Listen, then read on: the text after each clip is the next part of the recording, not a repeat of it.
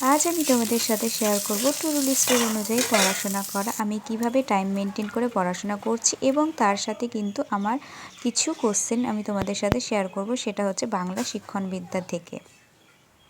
একজন শিশুর ক্ষেত্রেই ঘটে না, একজন প্রাপ্তবয়স্ক মানুষও অবচেতন প্রক্রিয়ায় ভাষা আয়ত্ত করতে পারে। যে মনে রাখতে হবে যে ভাষার আয়ত্তই কেবল শিশুদের ঘটে না, একটা প্রাপ্তবয়স্ক মানুষ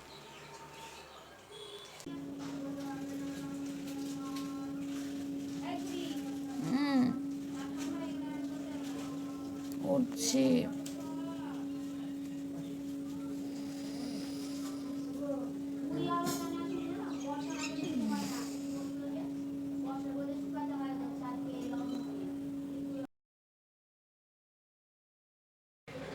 আপনি এই সাইডে আসেন, আমার সাইডে এ দেখেন, আপনাকে দেখাচ্ছি এখানে। আপনি এখন কোথায় যাচ্ছেন? এখন কোথায় যাচ্ছেন? এখন জলঙ্গি। জলঙ্গি থেকে বহরমপুর, বহরমপুর থেকে কাশিম বাজার, তারপরে আবার জমশেদপুর। তারপরে জামশেদপুর। হ্যাঁ। শুভ সকাল সবাইকে। বড় মাও চলে গেল, আর এই যে আজকের ওয়েদার দেখো কত সুন্দর, হাওয়া দিচ্ছে আর ঠান্ডাও আছে আজকে। এখন আমি একটু বিছানাটা গুছিয়ে নিই, পড়তে বসবো। হ্যালো, তো আমার একটা ড্রেস অর্ডার দিয়েছিলাম, তো সেটাই আজকে আসছে আর আমি এখন আনতে যাচ্ছি। দেখতে হবে যে ড্রেসটা কীরকম আসছে, অনেক দিনই ইচ্ছে ছিল ড্রেসটা নেওয়ার আর কি। তো দেখা যাক কীরকম এসেছে, যাই।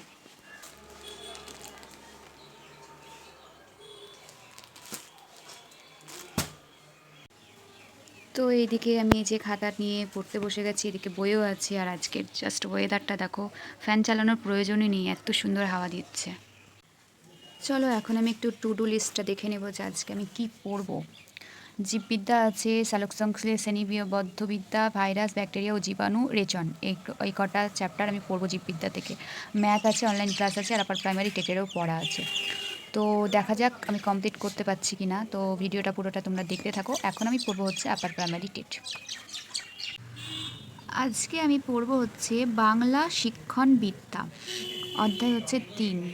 তো চলো পড়ি। ভাষা আয়ত্তি ও ভাষা শিখন, এই মানে পাঠটা পড়বো বাংলা শিক্ষণবিদ্যা থেকে। ক্রিশ্চিয়ান বলেন যে এই প্রক্রিয়ায় ব্যক্তি সজাগ এবং সচেতন থাকে না। এই প্রক্রিয়া যখন চলতে থাকে তখন ব্যক্তি বুঝতেও পারে না যে ভাষা সম্পর্কে একটি নতুন জ্ঞান বা নিউ নলেজ অফ ল্যাঙ্গুয়েজ সে সঞ্চয় করেছে। ভাষার আয়ত্ত এই ধরনের একটি প্রক্রিয়ায়, যে প্রক্রিয়াটি শিশু তার মাতৃভাষা আয়ত্ত করে।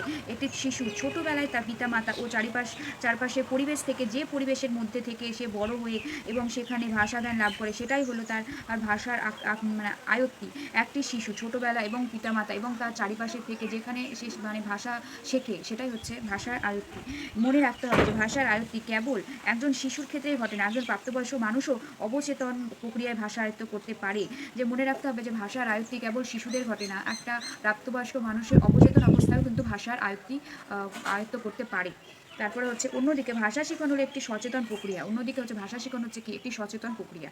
তারপরে হচ্ছে একজন ব্যক্তি বা শিক্ষার্থী ভাষার নিয়মকানুন সহযোগে যেভাবে ভাষা সম্পর্কে নতুন জ্ঞান সঞ্চয় করছে, সেটি হলো ভাষা শিখন। একজন ব্যক্তি বা শিক্ষার্থী যে ভাষার যে নিয়মকানুন সংযোগে যে ভাষা নতুন জ্ঞান সঞ্চয় করছে, সেটাই হচ্ছে ভাষা শিখন বা ল্যাঙ্গুয়েজ লার্নিং। এক্ষেত্রে ভাষা সম্পর্কে নতুন জ্ঞান শিক্ষার্থীর মধ্যে ঢুকিয়ে দেওয়া হয়।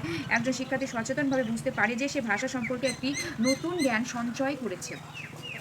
বাংলা শিক্ষণবিদ্যা থেকে চলো কিছু প্রশ্ন করা যাক। ভাষার আয়ত্তে কি? ভাষার আয়ত্তে হলো শিশু যেভাবে মাতৃভাষা শেখে সেইভাবে ভাষাজ্ঞান লাভ করা। তারপরে কোশ্চেন হচ্ছে, একটি শিশুর ক্ষেত্রে ভাষার আয়ত্তি হলো একটি অবচেতন প্রক্রিয়া। তারপরে হলো ভাষার আয়ত্তির মূল উদ্দেশ্য কি? যোগাযোগ স্থাপন করা।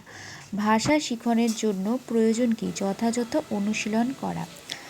আর নেক্সট হচ্ছে, ভাষা শিক্ষার ক্ষেত্রে শিক্ষণের পাঠদান হচ্ছে শিক্ষার্থী কেন্দ্রিক হবে। সবসময় পাঠদান কিন্তু শিক্ষার্থী কেন্দ্রিকই হবে। তারপর ভাষা শিক্ষার ক্লাসে 4টে ভাষা দক্ষতা হলো অখণ্ডভাবে শেখাতে হবে। ভাষা শিক্ষার ক্লাসে 4টে ভাষা দক্ষতা অখণ্ডভাবে শেখাতে হবে। তারপরে হলো, একজন শিক্ষার্থী তার মাতৃভাষা অর্জন করে স্বাভাবিকভাবে। আর শিখনের ক্ষেত্রে ভুল করা একটি স্বাভাবিক ঘটনা। আর তো চলো আমি পুজো টুজো করে তারপরে আমি এই যে এটা বানিয়েছিলাম, তো তারপরে আমি খেয়ে নিলাম।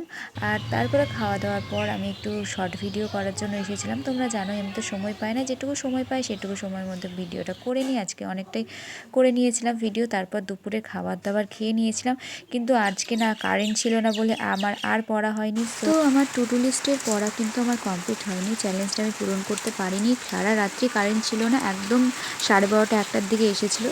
আমি ঘুমিয়ে গেছিলাম, আর পড়া হয়নি আমার।